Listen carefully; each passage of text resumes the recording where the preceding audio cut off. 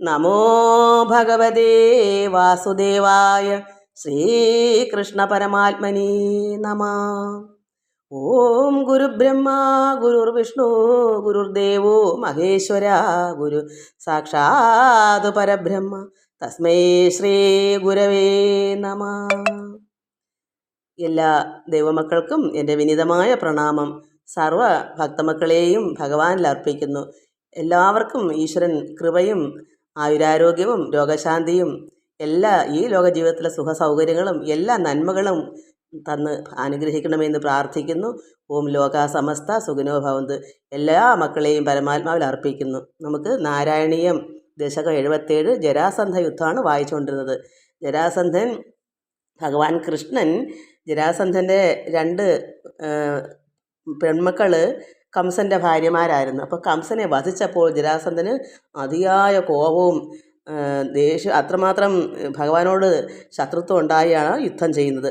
നമ്മളത് എവിടം വരെ നമ്മൾ യുദ്ധം ചെയ്ത് അതിനെപ്പറ്റി വായിച്ചത്? പിന്നെ 7, 8 വരെ വായിച്ചു. ഭഗവാനുമായിട്ട് ഭഗവാന്റെ മാഹാത്മ്യം അറിയാതെ ശത്രുവാക്കി. പരമാത്മാവ് കൃഷ്ണൻ ആരാ എന്നൊരു വ്യക്തത അവനറിയില്ല ഈ ജരാസന്ധന്. അതുകൊണ്ട് കൃഷ്ണൻ്റെ മാഹാത്മ്യം അറിയാതെ ശത്രുവായി കരുതി മധുര ആക്രമിച്ചു ഈ ജരാസന്ധൻ. സൈന്യബലമെല്ലാം നഷ്ടപ്പെടുത്തിയത് മാത്രം മിച്ചം. മധുര ജയിച്ചടക്കാനായതുമില്ല ഈ ജരാസന്ധന്. ഭഗവാനോട് ഒന്നും നടത്താൻ പറ്റിയില്ല. മധുര ആക്രമിച്ചെന്നല്ലാതെ ജയിക്കാൻ പറ്റിയില്ല. അയാളുടെ സൈന്യബലം നഷ്ടപ്പെട്ടത് മാത്രം മെച്ചം. അതുകൊണ്ട് നമുക്ക് 7-ാമത്തിനകത്ത് നമ്മൾ എന്താ വായിച്ചത്? ഈ സേനാബലം നഷ്ടപ്പെട്ട ഈ ജരാസന്ധനെ ബലരാമൻ, അതായത് ഭഗവാന്റെ ജ്യേഷ്ഠൻ, പിടിച്ചു കെട്ടി ബന്ധനസ്ഥനാക്കി. എന്നാൽ ഭഗവാൻ അവനെ വധിക്കാതെ വിട്ട് അയച്ചു. എന്താ കാരണം?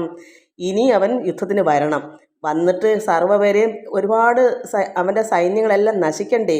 ഓരോരോ യുദ്ധത്തിൽ കൂടെ വേണം കുറേശ്ശെ നഷ്ടപ്പെടുത്താൻ. അതുകൊണ്ട് ശത്രു സംഹാരം നടത്താം എന്ന വിചാരത്തിലാണ് വിട്ടയച്ചത് ഭഗവാൻ. അതുകൊണ്ട് അയാളാണെങ്കിൽ എല്ലായിടവും ദിഗ്ജയം നടത്തി ഒരുപാട് സമസ്ത സൈന്യ ബലമൊക്കെ ഉള്ള ഒരു ബലം പൗരുഷമൊക്കെ ഉള്ളൊരു വേറെ ആരും ഇത്രത്തോളം ഒക്കത്തില്ല ജരാസന്ധനെ പോലെ. എല്ലാം പിടിച്ചടക്കിയെടുക്കുന്ന ഒരു ബലമുള്ള ഒരു ശത്രുവാണ് ഈ ജരാസന്ധൻ. അവനെ വെല്ലാൻ ആരുമില്ല. അങ്ങനെയുള്ള ജരാസന്ധനാണ്. അതിനെ വിട്ടയച്ച് എന്താ, അയാൾക്കുടെ ബാക്കി ശത്രുക്കളെല്ലാം അവിടെ ഉണ്ടല്ലോ, ഇവൻ്റെ കൂട്ടുകാർ കുറേ ദുഷ്ടന്മാർ, അത് സൈന്യം, അതെല്ലാം ഓരോരോ യുദ്ധത്തിൽ കൂടി വേണം കുറേശ്ശെ വധിക്കാൻ ഭഗവാൻ. അതുകൊണ്ടാണ് അവനെ വിട്ടയച്ചത്. വീണ്ടും യുദ്ധത്തിന് വരുമെന്ന് ഭഗവാൻ അറിയാം. അതുകൊണ്ട് നമ്മൾ 8-ാമത്തെ ശ്ലോകത്തിൽ വായിച്ചത്, വീണ്ടും യുദ്ധത്തിന് വന്ന് തോറ്റ് പിൻവാങ്ങിപ്പോയി. എന്നിട്ടും ജരാസന്ധൻ അടങ്ങിയിരുന്നില്ല. വീണ്ടും 16 പ്രാവശ്യം കൂടി ആദ്യത്തെ കണക്ക് തന്നെ അക്ഷൗഹിണി പടയുമായി വന്നു. ഭട്ടതിരിപ്പാട് പറയുന്നു, ഭഗവാനെ കൃഷ്ണ, ഭഗവാനോട് ഏറ്റുമുട്ടി വീണ്ടും അവൻ തോറ്റു. അപ്പോൾ ഭഗവാൻ ആ യുദ്ധത്തിൽ കൂടി അവൻ്റെ 391 അക്ഷൗഹിണി പടയെയും കൊന്നങ്ങൊടുക്കി. ശിവശിവ, ആശ്ചര്യം തന്നെയെന്ന് ഭട്ടതിരിപ്പാട് സന്തോഷം കൊണ്ട് ഭഗവാനോട് പറഞ്ഞു. ഭഗവാനെ, ആശ്ചര്യം, ഇത്രത്തോളം പടയുമായി വന്നെങ്കിലും സർവ്വ എണ്ണത്തിനെയും തോൽപ്പിച്ചിട്ട് 391 അക്ഷൗഹിണി പടയെയും ഭഗവാൻ കൊന്നൊടുക്കി എന്നുള്ളതാണ്. അപ്പോൾ അതാണ് ഭഗവാന്റെ ശക്തി, പരമാത്മാവിൻ്റെ മായ. അത്ഭുത ബാലനല്ലേ ഭഗവാൻ കൃഷ്ണൻ. അപ്പോൾ അതുകൊണ്ട് ഇനി നമുക്ക് 9-ാമത്തെയാണ് വായിക്കാനുള്ളത്. ഇത് കഴിഞ്ഞ പ്രാവശ്യം നമ്മൾ വായിച്ചതാണ്, അത് ഒന്നുകൂടെ ഓർമ്മപ്പെടുത്തിയതാണ്. കൃഷ്ണൻ്റെ ശേഷകാരനാണല്ലോ കംസൻ്റെ ശേഷകാരനാണ് കൃഷ്ണൻ. കാരണം അമ്മാവനാണ്, ദേവകിയുടെ പുത്രനായതുകൊണ്ട്. എന്നാൽ കംസൻ്റെ 2 ഭാര്യമാരുടെ അച്ഛനാണ് ജരാസന്ധനും. അപ്പം ബന്ധുക്കാരല്ലേ. അപ്പോൾ ആ ഭഗവാൻ അയാളുടെ മരുമകനായ കംസനെ വധിച്ചതിൻ്റെ ദേഷ്യമാണ് ഇത്രയും ഭഗവാനോട് കാണിക്കുന്നത്. നമുക്ക് 9-ാമത്തെ ശ്ലോകം വായിക്കാം. ശ്ലോകം 9. അഷ്ടാദശേസ്യ സമരേ സമുപേയുഷിത്വം ദൃഷ്ട്വാ പുരോധ യവനം യവനത്രികോട്യ തുഷ്ട്വാ വിധാപ്യ പുര ആശു പയോധി മധ്യേ തത്രാഥ യോഗബലത സ്വജനാൻ അനൈഷി. അഷ്ടാദശേസ്യ സമരേ സമുപേയുഷിത്വം ദൃഷ്ട്വാ പുരോധ യവനം യവനത്രികോട്യ തുഷ്ട്വാ വിധാപ്യ പുരമാശ് പയോധി മധ്യേ തത്രാഥ യോഗബലത സ്വജനാൻ അനൈഷി. ഇതിൽ 18-മതും അവൻ ഭഗവാനോട് ഏറ്റുമുട്ടുന്നതിനായി 3 കോടി യവനപ്പടയോട് കൂടി വന്ന കാലയവനനെ മുന്നിലാക്കി എത്തിയത് ഭഗവാൻ കണ്ടു. കാലയവനൻ എന്ന് പറഞ്ഞ് അവൻ്റെ പ്രധാനപ്പെട്ട കാലൻ എന്ന് പറയുമ്പോൾ എന്താ, ആരെയും കൊല്ലുന്നവനെന്നല്ലേ അർത്ഥം, കാലൻ. അപ്പോൾ അവനെ മുന്നിലാക്കി എത്തിയത് കണ്ട ഭഗവാനേ, ഭട്ടതിരിപ്പാട് ഭഗവാനേ, കൃഷ്ണ നാരായണ, അങ്ങ് വേഗം എന്ത് ചെയ്തു ഭഗവാൻ? സമുദ്രത്തിൻ്റെ മധ്യത്തിൽ വിശ്വകർമാവിനെ കൊണ്ട് ഒരു പുരി ഉണ്ടാക്കിച്ച് സ്വജനങ്ങളെ എല്ലാം ഭഗവാൻ തൻ്റെ യോഗബലം കൊണ്ട് അവിടെ എത്തിച്ചു. ഇത്രയും എന്താ പറയുന്നത്, 3 കോടി യവനപ്പടയോടുകൂടി വന്ന ഭഗവാൻ എന്ത് ചെയ്യാം? അപ്പോൾ അതുകൊണ്ട് ഭഗവാന് എല്ലാം പറ്റും. പക്ഷേ ഭഗവാന്റെ ആളുകളെല്ലാം അവിടെ കിടക്കുമല്ലേ. അതുകൊണ്ട് ഭഗവാൻ പെട്ടെന്ന് തന്നെ ഇങ്ങനെ കണ്ടു, ഈ യവനപ്പടയുടെ മുന്നിൽ യവനനെ മുന്നിലാക്കി വന്ന ഭഗവാൻ ഉടനെ മനസ്സിലാക്കി എന്തെങ്കിലും ചെയ്തേ പറ്റൂ. അതുകൊണ്ട് ഭഗവാൻ പെട്ടെന്ന് തന്നെ വേഗം തന്നെ സമുദ്രത്തിൻ്റെ മധ്യത്തിൽ വിശ്വകർമാവിനെ കൊണ്ട് ഒരു പുരി ഉണ്ടാക്കിച്ച് സ്വജനങ്ങളെയെല്ലാം, ഭഗവാന്റെ മറ്റു ആൾക്കാരെ എല്ലാം ഭഗവാന്റെ യോഗബലം കൊണ്ട്, കാരണം സമുദ്രത്തിൻ്റെ മധ്യത്തിലാകുമ്പം എന്താ പറയുക, യോഗബലം കൊണ്ടേ അതൊക്കെ നടക്കുകയുള്ളു. അതുകൊണ്ട് അതായത് ഈ ഭഗവാന്റെ മായയാണല്ലോ. അപ്പോൾ ഭഗവാന് സാധിക്കാത്തത് എന്തെങ്കിലും ഉണ്ടോ? അതുകൊണ്ട് ഭഗവാന്റെ യോഗബലം കൊണ്ട് അവരെ എല്ലാവരെയും, എത്ര ജനങ്ങൾ ഭഗവാൻ അവിടെ എല്ലാവരും ഭഗവാന്റെ ജനങ്ങളാണല്ലോ അവിടെ, എല്ലാവരെയും അവിടെ തന്നെ ആ യോഗബലം കൊണ്ട് അവിടെ എത്തിച്ചു എന്ന് പറഞ്ഞാൽ എന്താ, അവർ പോലും അറിയാതെ അവിടെ ആ പുരി തീർത്തിട്ട് അവിടെ ഭവനങ്ങൾ ഈ സമുദ്രം വെള്ളത്തിലാണല്ലോ. അപ്പോൾ അവിടെ അതെല്ലാം ഭഗവാന്റെ മായ കൊണ്ട് തന്നെ അതെല്ലാം സംഭവിപ്പിച്ചിട്ട് ഇവരെല്ലാം നോക്കുമ്പോൾ അവിടെ ചെന്ന് നിൽക്കുന്നതായിരിക്കും കാണുന്നത്. കാരണം യോഗബലം വെച്ചാൽ സർവ്വവരും പെട്ടെന്ന് അവിടെ അങ്ങ് ആവുക. അവർ നടക്കുകയും വേണ്ട, സമുദ്രത്തിൽ കപ്പലും കണ്ട, ഒന്നും വേണ്ട. ഭഗവാൻ ഒന്ന് ചിന്തിക്കുമ്പോൾ ഇവരെല്ലാവരും അവിടെ ചെന്നിരിക്കും. അതാണ് അത്ഭുതമായിട്ട് ചെയ്യുന്നത്. യോഗബലം കൊണ്ട് അവരെ അവിടെ എത്തിച്ചു. അതാണ് നമുക്ക് 9-മത്തെ. ഇനി നമുക്ക് 10-മത്തെ ശ്ലോകം വായിക്കാം. ശ്ലോകം 10. പദ്ഭ്യാം ത്വം പത്മമാലീ ചകിത ഇവ പുരാൽ നിർഗതോ ധാവമനോ മ്ലേച്ഛേന അനുയാതോ വധ സുഹൃതവിഹീനേന ശൈലേന്യലൈഷി സുപ്രേനാഘ്രാഹതേന ദ്രുതമധ മുചുകുന്ദേന ഭസ്മീകൃതേസ്മിൻ ഭൂപായാസ്മൈ ഗുഹാന്ത സുലളിത വപുഷാ തസ്തിഷേ ഭക്തിഭാജേ. പദ്ഭ്യാം ത്വം പത്മമാലീ ചകിത ഇവ പുരാൽ നിർഗതോ ധാവമനോ മ്ലേച്ഛേന അനുയാതോ വധ സുഹൃതവിഹീനേന ശൈലേന്യലൈഷി സുപ്രേനാഘ്രാഹതേന ദ്രുതമധ മുചുകുന്ദേന ഭസ്മീകൃതേസ്മിൻ ഭൂപായ അസ്മൈ ഗുഹാന്ത സുലളിത വപുഷാ തസ്തിഷേ ഭക്തിഭാജേ. പദ്ഭ്യാം ത്വം പത്മമാലീ ചകിത ഇവ പുരാൽ നിർഗതോ ധാവമനോ മ്ലേച്ഛേന അനുയാതോ വധ സുഹൃതവിഹീനേന ശൈലേന്യലൈഷി സുപ്രേനാഘ്രാഹതേന ദ്രുതമധ മുചുകുന്ദേന ഭസ്മീകൃതേസ്മിൻ ഭൂപായ അസ്മൈ ഗുഹാ അന്ത സുലളിത വപുഷാ തസ്തിഷേ ഭക്തിഭാജേ. അങ്ങനെ ഭഗവാന്റെ സ്വജനങ്ങളെ യോഗബലം കൊണ്ട് ഭഗവാൻ അവിടെ എത്തിച്ച് സമുദ്രമധ്യത്തിൽ പുരി തീർത്ത്, അത് ഭവനങ്ങൾ തീർത്ത് ഭഗവാൻ അവരെല്ലാവരും അവിടെ എത്തിച്ചിട്ട് ഭഗവാൻ എന്ത് ചെയ്തു?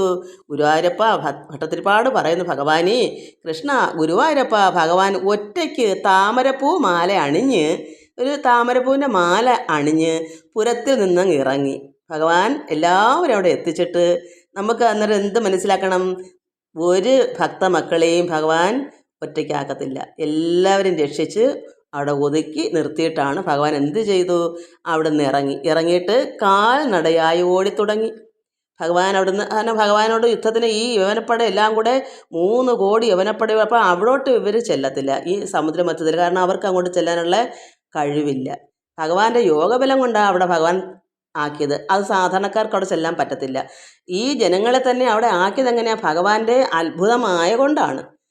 അവരാരും പോലും അറിയാതെ തന്നെ ഒരു സുപ്രഭാതത്തിൽ എല്ലാവരും അവിടെ ഉണ്ട്. അതാണ് യോഗബലം. ഇപ്പം എനിക്ക് അവിടെ പോകണമെന്ന് ഭഗവാൻ വിചാരിച്ചാൽ നമ്മൾ ഇവിടെ ഇരിക്കുന്ന എന്നെ അവിടെ എത്തിക്കും. നമ്മൾ അറിയില്ല എങ്ങനെ അവിടെ ചെല്ലുന്നതെന്ന്. അതാണ് യോഗബലം. ഭഗവാൻ ആണല്ലോ ലോകത്തിൻ്റെ യോഗബലത്തിൻ്റെ ഒന്നാമതായിട്ട് നിൽക്കുന്നത്.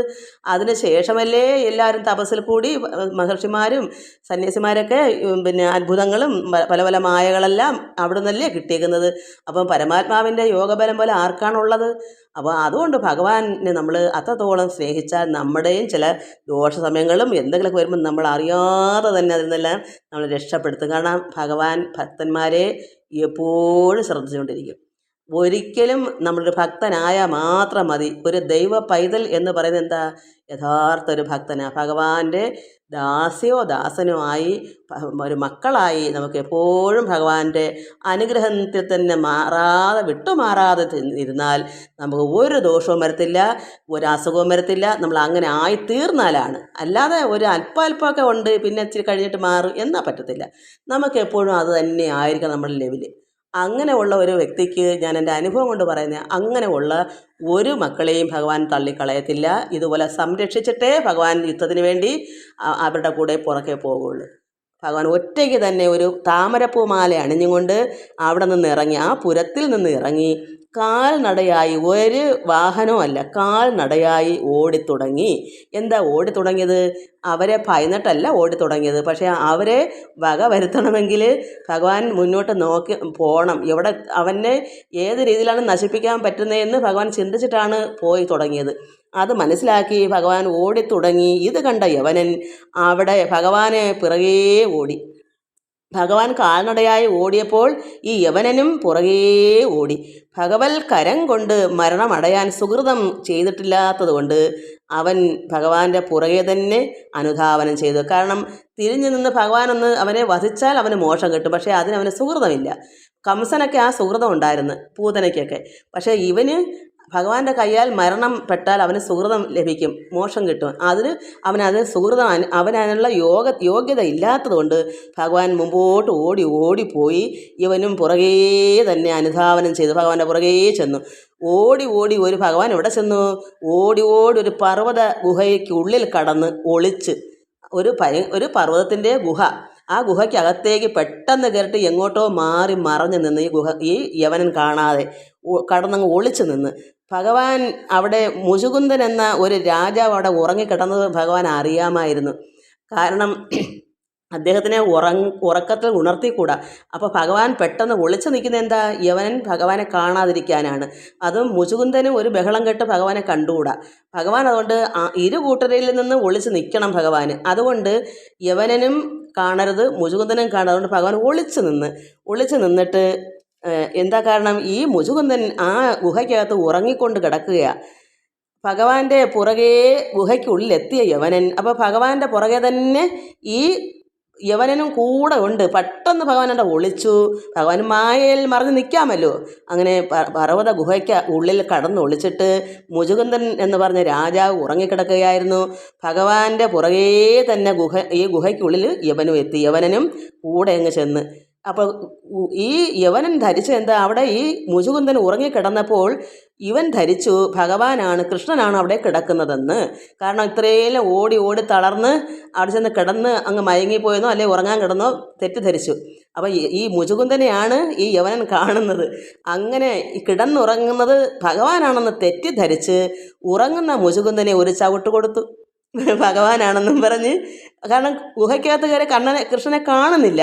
അപ്പോൾ പെട്ടെന്ന് അവന് തോന്നി ഇത് അതും ഭഗവാന് മായയും യോഗബലം ഉണ്ടല്ലോ, മറഞ്ഞു നിൽക്കുകയും ചെയ്യാം. അവൻ്റെ നോട്ടത്തിൽ മുചുകുന്ദനെ നോക്കുമ്പോൾ കൃഷ്ണനായിട്ടും അവനെ തോന്നിപ്പിക്കുകയും ചെയ്യാമല്ലോ. അതുകൊണ്ട് ഭഗവാൻ ഒളിച്ച് മറഞ്ഞു നിന്നുകൊണ്ട് ഈ കിടക്കുന്ന മുചുകുന്ദൻ ഭഗവാനാണെന്ന് അവൻ കരുതിയിട്ട് മുചുകുന്ദനെ ഒരു ചവിട്ട് കൊടുത്തു. ചവിട്ടുകൊണ്ട് ഉണർന്ന മുചുകുന്ദൻ നേരെ നോക്കിയത് യവനൻ്റെ മുഖത്ത്. ഇത് ചവിട്ടുണ്ടം പെട്ടെന്ന് ഞെട്ടി ഉണരുമല്ലോ ആരായാലും. അപ്പോൾ നോക്കിയപ്പോൾ എന്തോ യവനൻ്റെ മുഖത്തേക്കാണ് നോക്കുന്നത്. അപ്പോൾ ഉടനെ തന്നെ യവൻ ഭസ്മമായി പോയി. അങ്ങനെ ഒരു വരം ഈ മുചുകുന്ദനുണ്ട്. ഈ ഉറക്കത്തിൽ ആരാണ് മുമ്പേ കാണുന്നത് അവർ ഭസ്മാവുന്ന എന്തോ ഒരു വരമുണ്ട്. ഉണർത്തി നിന്ന നിൽക്കുന്ന ആൾ ആരാണ് അയാൾ മുമ്പേ കാണുന്നത് അവൻ ഭസ്മമായി പോകും. അങ്ങനെ ഞാൻ എവിടെയോ ഒന്ന് വായിച്ചിട്ടുണ്ട്. അപ്പോൾ അതാണെന്നാണ് തോന്നുന്നത്. എനിക്ക് അത്രയ്ക്കങ്ങ് ഓർമ്മയില്ല. എങ്കിലും സംഭവം അതാ. അതുകൊണ്ട് ഉടനെ തന്നെ യവനൻ ഭസ്മമായി പോയി. അപ്പോൾ യവനൻ മരിച്ചു കഴിഞ്ഞ ഉടനെ ഭഗവാൻ എന്ത് ചെയ്തു? ഭഗവാൻ വിഷ്ണു രൂപത്തിൽ തന്നെ മുചുകുന്ദൻ്റെ മുമ്പിൽ പ്രത്യക്ഷപ്പെടുകയും ചെയ്തു. അപ്പോൾ മുചുകുന്ദന് ഭഗവാനെ പ്രത്യക്ഷമാക്കാനുള്ള ഒരു വരവും കൂടെ ഉണ്ടായി കാണും. അതുകൊണ്ട് ഭഗവാൻ എന്ത് ചെയ്ത്? കൃഷ്ണൻ്റെ ആ യഥാർത്ഥ വേഷമല്ല, വിഷ്ണു രൂപം. കാരണം സാധാരണ വിഷ്ണു 4 കൈകളോടുകൂടിയ സർവ്വ ആഭരണങ്ങളായിട്ടാണല്ലോ. ഭഗവാന്റെ യോഗബലം കൊണ്ട് എന്തും ആകാമല്ലോ. ഭഗവാൻ അപ്പോൾ തന്നെ പ്രത്യക്ഷമായി മുചുകുന്ദൻ്റെ മുമ്പിൽ പ്രത്യക്ഷപ്പെട്ടു. എങ്ങനെയാ? ഭഗവാൻ നാരായണൻ വിഷ്ണു രൂപത്തിൽ ഭഗവാൻ ആ മുചുകുന്ദനെ പ്രത്യക്ഷപ്പെടുത്തി കാണിച്ചു. ഇതാണ് ഈ ശ്ലോകത്തിൽ. എത്രമാത്രം നമ്മൾ മനസ്സിലാക്കണം. നമുക്കും ഇതുപോലെ എപ്പോഴും പരമാത്മാവിനെ ചിന്തിച്ച് കിടക്കുന്ന മുചുകുന്ദനെ പോലെ നമ്മളും ആ ഉറക്കത്തിലും നമുക്ക് കാണാം ഭഗവാൻ. ആ സാക്ഷിയായി നമ്മുടെ ഉള്ളിൽ എപ്പോഴും പരമാത്മാവ് ഉണ്ടല്ലോ. നമുക്ക് എന്താ ഒക്കാത്തത്? എല്ലാം ഭഗവാൻ അങ്ങനെയാ, സ്നേഹമാണ് ഭക്തന്മാരോട്. അപ്പം മുചുകുന്ദനെ പ്രത്യക്ഷമായി കാണിച്ചു. ഈ യവനൻ എന്ന് പറഞ്ഞ ഈ അതായത് ഈ ജരാസന്ധൻ്റെ സൈന്യത്തിൻ്റെ മുന്നേ നിൽക്കുന്നതാണ് യവനൻ, കാലയവനൻ. അവനെ ഭസ്മമാക്കി കളയുകയും ചെയ്ത്. ഭഗവാൻ വല്ലതും ചെയ്തോ? ഭഗവാനാണ് അവനെ ഭസ്മമാക്കിയതെങ്കിൽ അവന് മോക്ഷം കിട്ടിയേനെ. അത് അവന് സുഹൃതമില്ലാതെ പോയി. അതുകൊണ്ട് നമ്മൾ എന്ത് ചെയ്യണം? നമുക്കും സുഹൃതമുള്ള കർമ്മങ്ങളെ നമ്മൾ ചെയ്യാവൂ. നല്ല മാർഗമാണെങ്കിൽ എല്ലാം നന്മയായി ഭവിക്കും. അതുകൊണ്ട് പരമാത്മാവായ ഈശ്വരൻ്റെ കയ്യാൽ തന്നെ നമ്മളെ കൊണ്ടുപോകണമേ എന്ന് നമ്മൾ പ്രാർത്ഥിക്കണം. എപ്പോഴും പ്രാർത്ഥന ഏത് ദിവസവും രാവിലെ നമ്മൾ ആദിത്യ നമസ്കാരവും എല്ലാം നമ്മൾ ചൊല്ലിയിട്ട് പ്രാർത്ഥിച്ചിട്ട് എന്തൊക്കെ നമുക്ക് ഭാഗവതോ ഒക്കെ വായിച്ചോ ഇരുന്നിട്ട് നമ്മൾ ചിന്തിക്കണം, ഭഗവാനെ എന്താ നമ്മളെന്തായാലും ജനിച്ചു പോയില്ലേ, അപ്പോൾ നമുക്ക് അന്ത്യം ഉണ്ടല്ലോ എപ്പോഴായാലും. അത് നമ്മൾ എപ്പോഴും പ്രാർത്ഥന അവസാന നിമിഷം വരെയും ഭഗവാൻ നമ്മുടെ ഉള്ളിൽ വരണമേ. നമ്മുടെ കരം ഭഗവാൻ എപ്പോഴും പിടിച്ചിരിക്കണമേ. ഭഗവാന്റെ ഉള്ളിൽ നമ്മളും വസിക്കണം, ഭഗവാൻ നമ്മളിലും വസിക്കണം. അങ്ങനൊരു ചിന്തയും ഓർമ്മയോടുകൂടി ഭഗവാനിലേക്ക് എത്തപ്പെടാനുള്ള നല്ല നല്ല സൽക്കർമ്മങ്ങളും ചെയ്ത് പ്രാർത്ഥിച്ചിരിക്കാമെങ്കിൽ ഒരു വിഷമവും ഉണ്ടാകത്തില്ല. നമ്മൾ തന്നെയാണ് നമ്മുടെ മിത്രവും ശത്രുവും. നമ്മളെ ശത്രുവാക്കുന്നത് നമ്മുടെ സ്വഭാവം തന്നെയാണ്. നമ്മളെ നന്മ മാർഗത്തിലേക്ക് പറഞ്ഞു വിടുന്നതും നമ്മുടെ നന്മ മാർഗമാകുന്ന നല്ല നല്ല കർമ്മങ്ങളും പ്രവൃത്തികളുമാണ്. കർമ്മം പ്രവൃത്തിയാണ്. കർമ്മങ്ങളും ഭജനകൾ ഭഗവാനെ ആരാധിക്കുകയും നമ്മളെപ്പോഴും അപേക്ഷിക്കുകയും ചെയ്യണം. ഇങ്ങനെ നമ്മളെ നടത്തണം. നമ്മുടെ ചുറ്റുമുള്ളവരെയും എല്ലാവരെയും ഈശ്വരൻ എല്ലാവർക്കും നന്മ കൊടുക്കണമേ. നമുക്ക് നന്മ മാർഗം അങ്ങനെയാണ്. നല്ല മാർഗം ഒരു കർമ്മം ചെയ്ത് മറ്റുള്ളവരെ സഹായിക്കാൻ പറ്റില്ലേ, വാക്കുകൊണ്ടെങ്കിൽ നമുക്ക് പ്രാർത്ഥിക്കാമല്ലോ. സർവ്വ ജീവജാലങ്ങളും ലോകത്ത് എല്ലാവരും നന്മ കൊണ്ട് നിറയണമേ, സുഖിക്കണമേ, സന്തോഷിക്കണമേ. എല്ലാവർക്കും ആരോഗ്യവും ഒരു രോഗങ്ങളും വരുത്തല്ലേ, വിഷമിപ്പിക്കരുതേ എന്ന് നമുക്ക് പ്രാർത്ഥിക്കാമല്ലോ. ആ പ്രാർത്ഥനയ്ക്ക് ഒരു നഷ്ടവും ഇല്ലല്ലോ നമുക്ക്. അത് നല്ല കർമ്മമല്ലേ. വാക്കുകൊണ്ടും പ്രവൃത്തി കൊണ്ടും മനസ്സുകൊണ്ടും എല്ലാം ചെയ്യുന്ന കർമ്മങ്ങളെല്ലാം നല്ല പ്രവൃത്തി ചെയ്യണം. അങ്ങനെ ഉള്ളവരെയാണ് ഭഗവാൻ രക്ഷിക്കുന്നത്. അതാണ് ദൈവ പൈതൽ. അത് നമ്മളങ്ങനെ ആവാൻ ശ്രമിക്കുക. എല്ലാവർക്കും നമസ്കാരം. സർവത്ര ഗോവിന്ദ നാമ സങ്കീർത്തനം. ഗോവിന്ദ ഗോവിന്ദ.